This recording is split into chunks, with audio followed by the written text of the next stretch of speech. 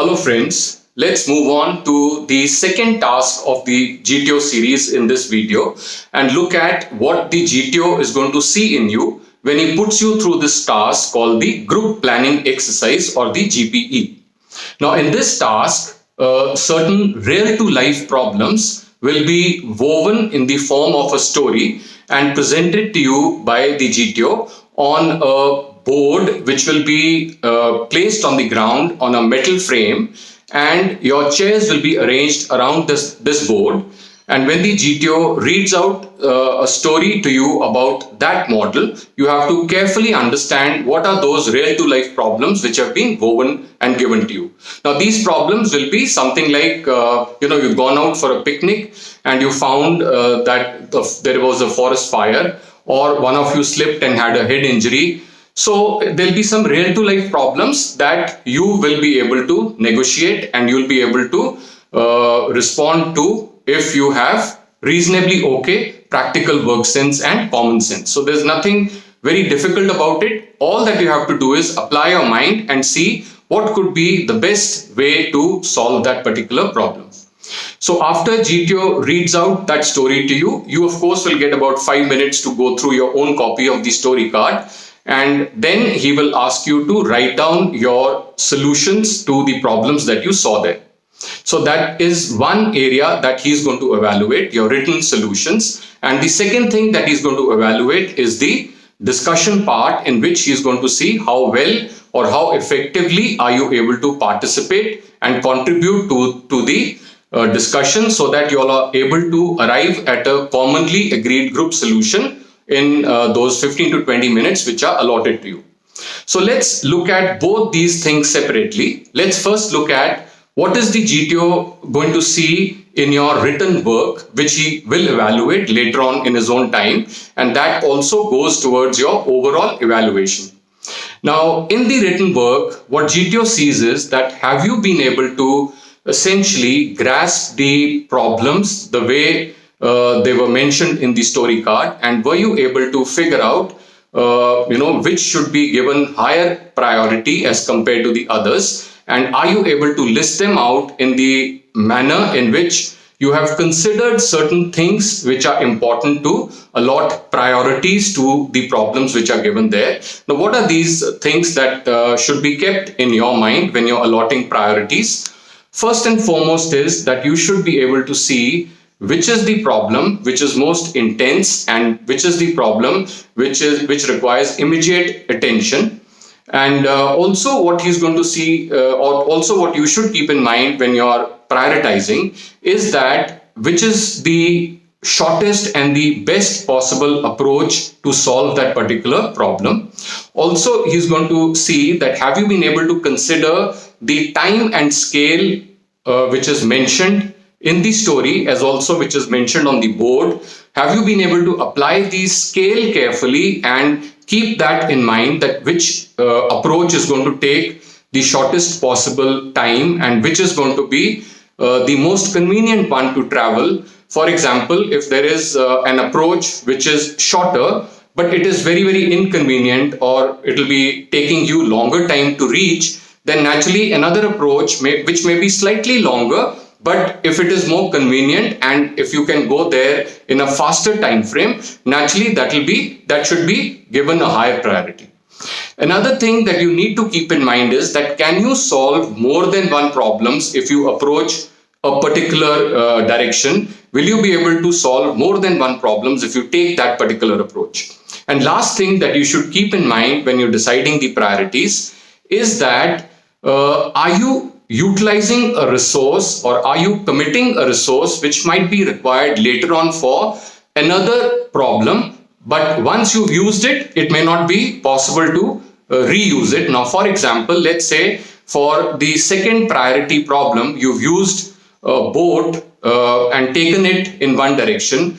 However, for the third priority problem, the boat would have been a better option to travel, but now the boat is not available because you've already used it for the second priority problem, because by the time it gets back, it will be too late for using it for the third priority problem. So are you keeping all these little points in mind while deciding your priorities. This is what GTO is going to see when he checks the order in which you prioritized the problems that you're going to solve. Next thing that he's going to look at is the solutions in which, let's say, if you've been able to judiciously utilize all the resources that were available with you.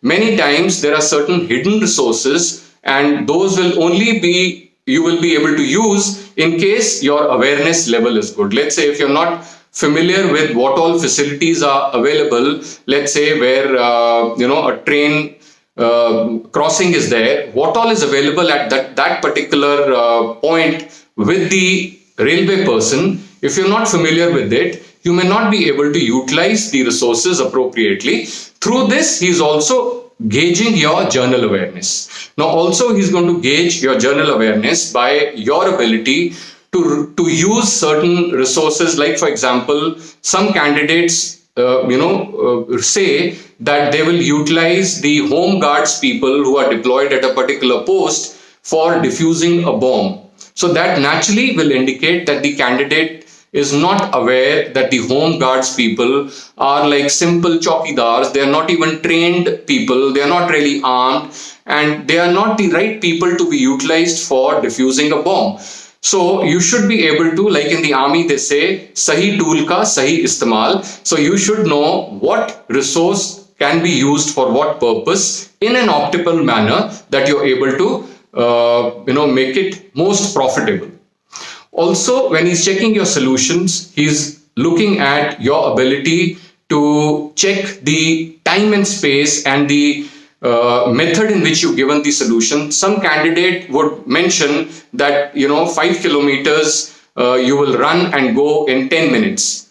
Now once again, it would indicate that the candidate has never ever jogged in his life, or he's never ever gone for a run, because only then you will write something like this. So it will indicate to the assessor various pointers about your common sense, about your physical attributes, about your ability to take certain amount of risk. So various attributes of your personality will be seen by the assessor when he's checking out your solutions. And of course, lastly, what he also would like to see, that have you been able to keep the original aim in your mind, or if there is any kind of restriction given to you that your hostel warden has asked you to get back to the hostel by a particular time. So could you keep all those points in mind when you were writing your solutions? Because many times candidates lose track of what was your original aim. If let's say your original aim was a picnic, then naturally after solving all those problems, you should have got together at some common meeting point and gone back for the original aim, which was the picnic, to enjoy the picnic. So at the end of your solutions, have you been able to mention that as well? This is what GTO is going to evaluate in your written work. Now, once the written work is done in about 10 minutes, he'll take your written solutions from you and he'll check it later on in his own time. And then he will give you about 15 to 20 minutes to carry out a discussion and come to a commonly agreed group solution. Now, what he's going to see in this is your ability, besides, all those things which we have discussed in the previous video about group discussion. Keep all those points in mind. Specifically for the group planning exercise, what he's going to see is that are you a person who is reasonable enough to understand or grasp the essentials of the problems correctly and is able to help the group to arrive at the priorities quickly. So many people kind of thrust their views on other people by saying priority 1 will be so and so, priority 2 will be so and so, without even giving a chance to other people to know whether it is all right or not. So ideally, you should propose to other people that I think we can give the highest priority to that friend who has got injured, because it is a head injury, and unless we quickly hospitalize him, he is likely to, it can get aggravated. So therefore, are you able to ask other people rather than tell other people what should be your priorities? So when you're listing out the priorities, he will also be seeing at your practical work sense, or how practical are you. Also, he's looking at your logical reasoning, that with what kind of reasoning ability that you possess, that you're able to convince other people with your points. Also, most importantly, he's seeing that are you a flexible person, that if, let's say, you have made a particular priority, but another person gives another logic which is more justifiable for a particular priority. So there is nothing wrong in agreeing to that person if you understand the logic. So that would also mean that you're a flexible person and that your logical reasoning is good because you can understand another person's logic. That is a positive sign rather than digging in your heels and saying that whatever that I've written should be taken as gospel. So be open, listen to other people, convey your mind with logic, either make other people convince with your logical point or agree with other people if you find their point sounds more justifiable.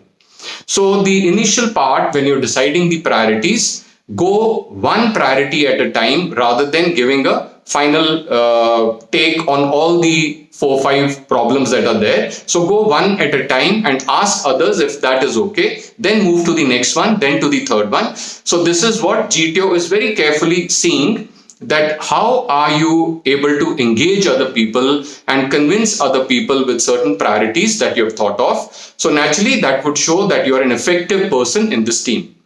Then when you come to the solution part, once again, he's looking at your practical intelligence. How workable are your ideas? What kind of logic are you using to tell others the idea that you're suggesting? Have you been able to judiciously earmark the manpower for that particular problem? Let's say if a problem requires only 2 people and you're sending 3 or 4, that will not be justifiable because you might require that manpower for some other work. Or if you require lesser people for a particular task, or rather if you require more people for a particular task and you're sending lesser people, naturally they will not be able to carry out that task effectively. So have you been able to judiciously earmark the manpower? Also, have you been able to keep in mind that what kind of approach should you take? What is the shortest approach? What is the best approach? And which is the best means of transport that would be available to utilize for that particular approach? So are you able to decipher the availability of resources? Are you able to figure out what are those hidden resources that you can utilize or that you can ask for, or you can possibly reasonably mention that the others would agree to, and even GTO would find that agreeable or justifiable. Also, he's looking at your ability to read the scale and time and space carefully, because unless you keep this in mind, unless you understand that it is the time which is required to solve the problem is more important than the time which is mentioned in the solution or in the story card. So many times there is a particular time mentioned in a story card that a bomb will explode at so and so time, whereas in another place some train will get derailed at a particular time. Let's say if both of them are happening at the same time and the distance also, let's assume, is the same, you should now be able to carefully understand which is going to take longer time to solve. If let's say the traveling time and the time at which it will happen is same, then what is going to be uncommon is the imponderables which are involved. Let's say in the train's case, you have to simply go and tell the station master to not move the train, whereas in the other case there are a lot of imponderables involved, like in terms of locating the bomb, evacuating the area, in terms of establishing stops so that nobody gets into that area. Perhaps also you will require bomb disposal squad and sniffer dogs who will come from a distance. So there are quite a few imponderables involved in that particular case, and the time required to solve it will be naturally more. So have you kept that point in mind while you decided how you will go about solving those problems? So could you club your resources? Could you club solutions to certain problems? So all these are going to be carefully seen by GTO when you are discussing the solutions with each other. Now, once again, he's also looking at, are you a person who's overbearing or who's trying to thrust his point of view on other people?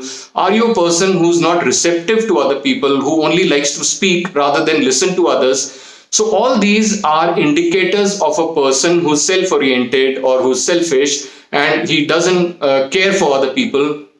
He's not sensitive to other people. So you got to be a group minded person. That is essentially what the GTO is going to see.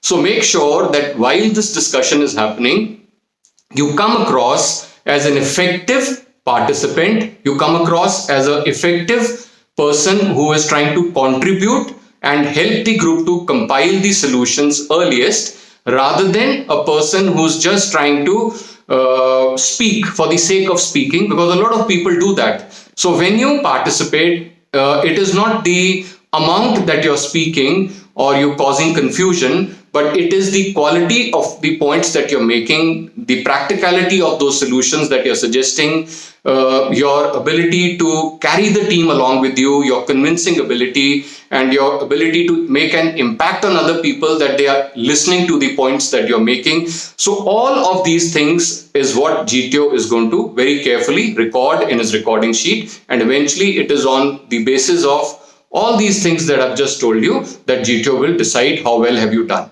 So one doubt which normally candidates have, that if I've written a particular solution, can I change it during the discussion?